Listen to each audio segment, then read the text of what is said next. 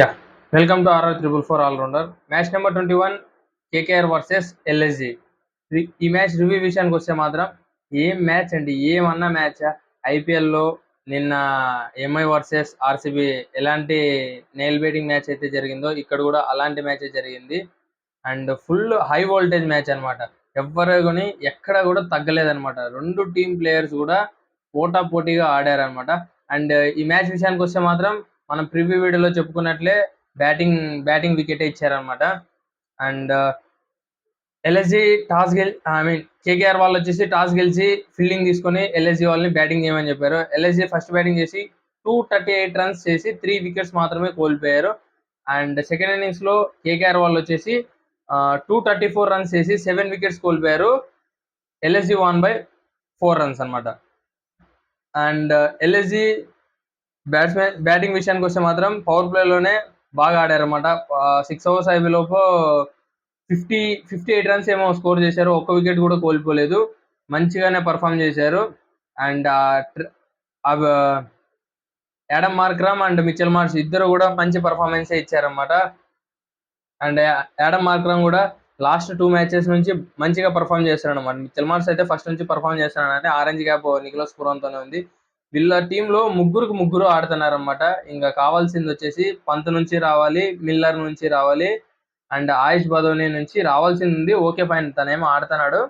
And వీళ్ళిద్దరి నుంచి అయితే పక్కగా రావాలన్నారు. వీళ్ళు ముగ్గురు అయితే మంచిగానే ఆడుతున్నారు. అండ్ యాడమ్ మార్క్రమ్ వచ్చేసి మనకు 28 balls లోనే 47 రన్స్ చేశాడు. 4 బౌండరీలు 2 సిక్స్లు కొట్టాడు. అండ్ మిచెల్ మార్ష్ వచ్చేసి 48 balls లో 81 రన్స్ చేశాడు. సెంచరీ అయితే మిస్ అయ్యాడు. 6 బౌండరీలు 5 సిక్స్లు. నికోలస్ పురాన్ కూడా సెంచరీ మిస్ అయ్యాడు అనమాట. ఏమన్నా షాట్లా అండి అవి. 8 సిక్స్లు 7 4లు 36 balls లోనే 87 రన్స్ కొట్టాడు అనమాట. ఏమన్నా బ్యాటింగ్. ఊచకోత ఎక్కడోళ్ళకి అక్కడ ఊచకోత కోసి పారుతున్నాడని మామూలుగా చెప్పకూడదులే అది. అండ్ లాస్ట్ లో కూడా చూసుకోవచ్చు 15.2 ఎక్కడో మిచెల్ మార్ష్ అవుట్ అయ్యాడు. అక్కడ నుంచి అసలు నాన్ స్ట్రైకర్ కి స్ట్రైక్ ఇవ్వడం లేదనమాట. వాళ్ళిద్దరూ కలిసినా కూడా 8 బాల్ ఆడినాడు. మిల్లర్ 4 బాల్ ఆడినాడు. అండ్ అబ్దుల్ సమాద్ వాళ్ళిద్దరూ కలిసి 4 బాల్ 8 బాల్ మాత్రమే ఆడాడు. మిచెల్ మార్ష్ ఎప్పుడు అవుట్ అయ్యాడు? 15.2 కాడ అవుట్ అయ్యాడు. అప్పటి నుంచి కూడా ఇంకా అసలు స్ట్రైక్ లే. ఏదో లాస్ట్ బాల్ ఏదో వాళ్ళే సింగిల్ వేయడమో, లేకపోతే ఫస్ట్ బాల్ సింగిల్ వేయడమో, నెక్స్ట్ ఓవర్ లో ఫస్ట్ బాల్ సింగిల్ వేయడమో అది చేశారనమాట. సెంచరీ అయితే మిస్ అయ్యాడు. అండ్ కేకేఆర్ బౌలింగ్ విషయానికి వస్తే మాత్రం వైభవ్ అరోరా ఇంత పెద్ద స్కోర్ లో మంచిగానే వేసాడు అన్నమాట. 4 ఓవర్లో 35 రన్స్ ఇచ్చాడు కాబట్టి వికెట్స్ తీగిపోయినా కూడా బిగ్ మ్యాచ్ కాబట్టి హై స్కోరింగ్ మ్యాచ్ లో 4 ఓవర్లో 35 ఎకానమీ 8.8 మెయింటైన్ చేశాడంటే చాలా మంచి పర్ఫార్మెన్స్ అనే చెప్పొచ్చు. అండ్ స్పెన్సర్ జాన్సన్ ఇతనైతే ఎకానమీ 15.3 ఉందన్నమాట. 3 ఓవర్లోనే 36 రన్స్ కొట్టించాడు. ఒక వికెట్ కూడా తీసుకోలేదు. అండ్ వరుణ్ చక్రవర్తి బాగా వేసాడనమాట. 7 ఎకానమీతో 4 ఓవర్లో 31 రన్ మాత్రమే ఇచ్చాడు. వికెట్స్ ఏం తీసుకోలేదు. ఎకానమీ మెయింటైన్ చేశాడు కాబట్టి పర్లేదన్నమాట. అండ్ హర్షిత్ రాణా ఎకానమీ కొద్దిగా ఎక్కువ ఉంది. కాకపోతే 4 ఓవర్లో 51 రన్స్ ఇచ్చేసి 2 వికెట్స్ తీసుకున్నాడు కాబట్టి పర్లేదన్నమాట. హై స్కోరింగ్ గేమ్ కాబట్టి ఇంకా మనం ఏం చేయలేము అన్నమాట దానికి. అండ్ సునీల్ నరైనా 3 ఓవర్లో 38 రన్స్ ఇచ్చాడు. అండ్ తన స్టాండర్డ్స్ కి ఈ ఎకానమీ అయితే అస్సలు సూట్ అవ్వదు అనమాట. తన నుంచి కొన్ని రన్స్ ఎక్కువ, ఒక 8 రన్స్ ఏమో ఎక్కువ వెళ్ళినాయని నేనైతే అనుకుంటున్నాను. అండ్ ఎకానమీ కూడా ఎక్కువ ఉందన్నమాట. 12.7 ఉందన్నమాట. అండ్ ఆండ్రే రసూల్ 2 ఓవర్లో 32 రన్స్ అండి. ఒక వికెట్ తీసుకున్నాడు. 16 ఎకానమీ అస్సలు సూట్ అవ్వదు. ఇలాంటి ఎకానమీ అస్సలు ఉండకూడదు. ఎంత పెద్ద మ్యాచ్ అయినా కూడా, హై స్కోరింగ్ ఏమైనా ఇలాంటి ఎకానమీ ఉంటే మాత్రం మ్యాచ్ ఓడిపోవడానికి ఛాన్సెస్ ఎక్కువ ఉంటాయి అనమాట. అండ్ కేకేఆర్ బ్యాటింగ్ వస్తే మాత్రం వీళ్ళు కూడా పవర్ ప్లేలోనే మంచిగా పర్ఫామ్ చేశారన్నమాట. కింటన్ డికాక్ తొందరగా అవుట్ అయినా కూడా పవర్ ప్లేలోనే 80 రన్స్ స్కోర్ చేశారన్నమాట. అండ్ 90 రన్స్ స్కోర్ చేశారు పవర్ ప్లేలోనే. అండ్ సునీల్ నారాయణ 13 బాల్లోనే 30 రన్స్ కొట్టాడు.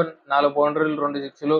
అతను కూడా మంచిగా ఆ 2 సిక్స్లు అయితే మామూలు చెప్పకూడదులే, బిగ్ 6 కొట్టాడు. అండ్ మనకి ఆకాశ్ దీప్ దాంట్లోనే క్వింటన్ డికాక్ ఎల్బిడబ్ల్యూ అవుట్ అయ్యాడు అనమాట.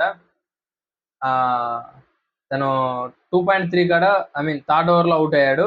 అండ్ సునీల్ నారాయణ చెప్పాను కదా ఆల్రెడీ 30 రన్స్ చేశాడు 13 బాల్లోనే.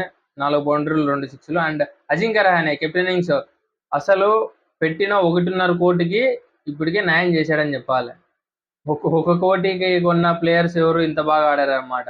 ఇతను కూడా పర్పుల్ క్యాప్ దాంట్లో పోటీ పడుతున్నాడని అనుకుంటాను, నాకు తెలిసి 3 హాఫ్ సెంచరీలు కొట్టాడు ఇప్పటికి.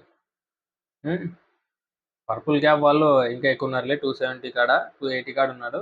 ఓకే, ఇతను కూడా బాగా ఆడాడు అనమాట. 1 కోటికి 3 హాఫ్ సెంచరీలు అంటే అది కూడా ఫస్ట్ 4-5 మ్యాచ్ల్లోనే బాగా ఆడాడు అనమాట.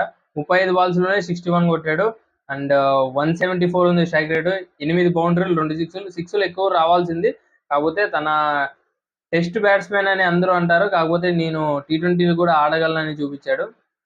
అండ్ మనకు వెంకటేష్ అయ్యర్ కూడా మంచి పర్ఫార్మెన్స్ ఇచ్చాడు అనమాట. హాఫ్ సెంచరీ మిస్ అయింది. 29 బాల్లోనే 45 రన్స్ వేసాడు. ఇంకొక ఓవర్ ఆడినంటే బాగుండేది అనిపించింది నాకు. అండ్ ఇంకా రమణ్దీప్ సింగ్ ఎందుకు దిగాడో నాకైతే అర్థం కాలే అక్కడ. రమణ్దీప్ సింగ్ కాకుండా అక్కడ రఘువంశీ వచ్చింటే ఇంకొద్దిగా బాగుండేది అనిపించింది. కాకపోతే అక్కడ ఒక ట్యాకిల్ వాడాడు అనమాట. నువ్వు వెళ్ళి కొడతావేమో 2-3 సిక్స్లు కొట్టి చూద్దాం అన్నట్లు పంపించాడు అజింక్య రహానే అయితే. అండ్ రఘువంశీ కూడా తొందరగానే అవుట్ అయ్యాడు అనమాట. అది స్వీప్ షాప్ కొట్టేప్పుడు బ్యాట్కి తగిలి మళ్ళీ గ్లౌజ్కి తగిలింది, అట్లా అయ్యి రిషబ్ పంత్కి క్యాచ్ వెళ్ళింది, లేకపోతే అది 4 వెళ్ళేది అనమాట. అండ్ ఆండ్రీ రసూల్, ఎందుకయ్యా నీకెందుకు చెప్పు అంత ఆత్రం? ఒక 6 కొట్టావు, 4 బాల్లో 7 రన్స్ కొట్టావు. స్ట్రైక్ రొటేట్ చేసింటే అయిపోయే మ్యాచ్ ఇది. స్ట్రైక్ రొటేట్ చేసిందంటే నీకు తగిలిందంటే ఇంకో 1-2 తగిలేటివి, లేకపోతే ఊరికే స్ట్రైక్ రొటేట్ చేసి రింకు సింగ్ ఇచ్చింటే మ్యాచ్ గెలిచేది. హర్షిత్ రాణా వచ్చి 9 బాల్కి 10 రన్స్ కొట్టాడు. ఆ లాస్ట్ ఓవర్లో ఏదో గుడ్డెంటే ఒక 4 పోయింది. ఆ 4 పోయిన తర్వాత సింగిల్ ఇయడానికి ట్రై చేశాడా, మళ్ళీ ఏమో ఇంకా తినే అంతా కొట్టేదాని మాదిరి కొట్టాలని చూసినాడు, బాల్ దాటాను. తర్వాత సింగిల్ ఇచ్చినాడు. ఇంకా తర్వాత ఏం చేస్తాడు చెప్పు, అయిపోయింది మ్యాచ్, ఆడికి అయిపోయింది. ఇంకా 3 బాల్కి 19 అంటే యాటికి కొడతాడు? 3 బాల్కి 3 సిక్స్లు కొట్టినా కూడా డ్రా అవుతుంది అనమాట. ఒక 6 2 4లు కొట్టి ఇంకా మ్యాచ్ అయిపోయింది ఆడికి.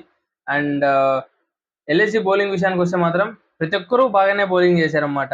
శార్దుల్ ఠాకూర్ అయితే ఖచ్చితంగా ఒప్పుకొని తీరాలన్నమాట.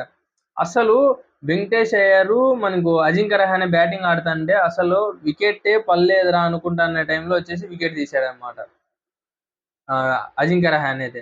అండ్ ఆకాష్ దీప్ కూడా మంచిగా బౌలింగ్ చేశాడు. 4 ఓవర్స్లో 55 రన్స్ ఇచ్చి 2 వికెట్స్ తీసుకున్నాడు. అండ్ శార్దుల్ ఠాకూర్ కూడా 4 ఓవర్స్లో 52 రన్స్ ఇచ్చి 2 వికెట్స్ తీసుకున్నాడు. అండ్ ఆవిష్ ఖాన్ 4 ఓవర్స్లో 45 రన్స్ ఇచ్చి 1 వికెట్ తీసుకున్నాడు. అండ్ దిగ్వేష్ చూసాం కదా, సునీల్ నరైనా ఐడియల్ అంట, 4 ఓవర్లో 33 రన్స్ ఇచ్చి 1 వికెట్ తీసుకున్నాడు. అది కూడా ఆ వికెట్ కూడా సునీల్ నరైనాదే తీసుకున్నాడు. సెలబ్రేషన్ బాగా నచ్చింది అనమాట. ముందంతా ప్లేయర్ దగ్గర పోయి సెలబ్రేషన్ చేస్తా అంటే ఫైన్ వేశారు. మనం ప్రివ్యూ వీడియోలో కూడా చెప్పుకున్నాం. ఫస్ట్ టైం వచ్చేసి ఒక డీమెరిట్ పాయింట్కి 1,75,000 ఎంతో ఫైన్ వేశారు. మళ్ళీ second time 2 demerit points and 3,75,000 ఎంతో సంథింగ్, కరెక్ట్గా తెలీదు, ఫైన్ వేశారనమాట. అండ్ ఈసారి చూస్తే సేమ్ సెలబ్రేషన్ గ్రౌండ్ మీద చేశాడనమాట. ఓకే ఫైన్, చూద్దాం, కొత్తగా కాబట్టి అలానే ఉంటుంది. అండ్ పోస్ట్ మ్యాచ్ ప్రెజెంటేషన్లో కూడా ఫన్నీగా ఉందన్నమాట. ఎందుకంటే తనకి ఇంగ్లీష్ రాదని చెప్పేసి రిషబ్ పంత్ ట్రాన్స్లేటర్గా పెట్టుకున్నాడు అనమాట. 27 కోట్లు పెట్టి అంత పెద్ద ట్రాన్స్లేటర్ ఇంక ఏ ప్లేయర్కి దొరకరన్నమాట. దిగ్వేష్కి దొరికాడు. 27 కోట్ల ప్లేయర్ వచ్చేసి ట్రాన్స్లేటర్గా వర్క్ చేస్తున్నాడంటే అలాంటిది ఇంక దిగ్వేష్గా దొరుకుతామా? ఫన్నీ యార్. అండ్ జస్ట్ ఫన్నీకి కిడింగ్. అండ్ ఇంకొక రవి బిష్ణు అనమాట, ఇంపాక్ట్ ప్లేయర్గా వచ్చాడు. 4 ఓవర్స్లో 47 రన్స్ ఇచ్చి ఒక వికెట్ తీసుకున్నాడు. అండ్ అందరూ మంచిగానే పర్ఫామ్ చేశాడు. అండ్ ఇంకా కొద్దిగా పర్ఫార్మెన్స్ రావాల్సి ఉంటుందన్నమాట. ఇండియా 13 ఎకానమీ అంటే కుదరదనమాట. ఇంకా కొద్దిగా వీళ్ళ సైడ్ నుంచి రావాలి. సెమర్ జోసెఫ్ని ఏమన్నా ఎక్కడైనా తెస్తే బాగుంటుందే. అండ్ ఇండియన్ కోర్ బౌలింగ్తోనే ఇలానే ఇబ్బంది అయితే పడతారు.